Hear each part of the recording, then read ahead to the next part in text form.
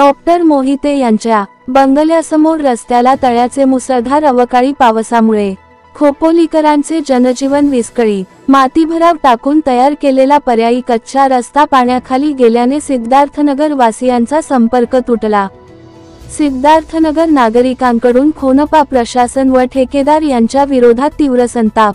खोपोली काल दिनांक एप्रिल 14 रोजी सायंकाळी 4:30 वाजता ढगांच्या गडगडाटांसह मुसळधार व वादळी वाऱ्यासह झालेल्या पावसाने खोपोलीकरांना अक्षरशः झोडपले. शहरातील गुरुद्वार येथील इमारतीमुळे व शास्त्रीनगर डॉक्टर मोहिते यांच्या बंगल्यासमोरील रस्त्यावर गिरनार इमारत, युनियन बँक, भाऊ कुंभार चाळ, खोपोली रेल्वे स्टेशन आदी भागात पाणी तुंबून रस्त्यांवर व काही नागरिकांच्या चाळीत व दुकानात पाणी शिरल्याने नागरिकांची चांगलीच धांदळ उडाली.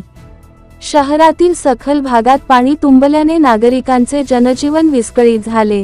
सिद्धार्थनगर येथील जीर्ण झालेल्या पुलासाठी स्थानिक नगरसेवक किशोर पानसरे यांनी आमदार महेंद्र थोरवे यांच्याकडे पाठपुरावा करून या पुलासाठी तब्बल 30 लाख रुपयांचा निधी उपलब्ध करून दिला होता. 8 महिन्यांपूर्वी नव्या पुलाचे भूमिपूजन करण्यात आले होते. सदर पुलाचे कामाला मार्च महिन्यात संबंधित ठेकेदाराने सुरुवात केली होती, परंतु पुलाचे काम जलदगतीने न करता ते काम त्याच्या मर्जीनुसार व वेळेनुसार म्हणजेच कासवाच्या गतीने सुरू ठेवले. ठेकेदाराकडून कासवाच्या गतीने पुलाचे काम सुरू ठेवल्यामुळे काल पडलेल्या अवकाळी मुसळधार पावसामुळे सिद्धार्थनगर नागरिकांसाठी तात्पुरता केलेला रस्ता साखर पाण्याखाली गेल्यामुळे येथील नागरिकांचा शहराशी संपर्क तुटला.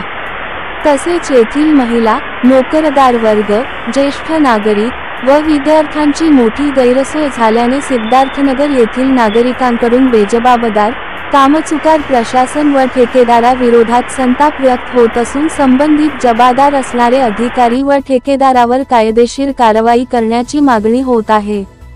शहरातील सखल भागात पाणी तुंबल्याने पुन्हा एकदा आरोग्य खात्याची लक्तरे वेशीवर टांगल्याचे पाहावयास मिळाले. शहरातील अनेक भागात गटाराची सफाईचे काम झाले नसल्याचे नागरिकांनी सांगितले, त्यामुळेच तासाभराच्या पावसामुळे पाणी तुंबले आणि ते रस्त्यावर आले. नगर परिषदेच्या नालेसफाईचा सपशेल फज्जा उडाला. खोनपाकडून करण्यात आलेली नालेसफाई केवळ कागदावरच दिसून येते. शहरात नालेसफाई केली होती, मग तासाभराच्या पावसाने खोनपाच्या नालेसफाईची पोलखोल केली असल्याची चर्चा सर्वत्र सुरू आहे.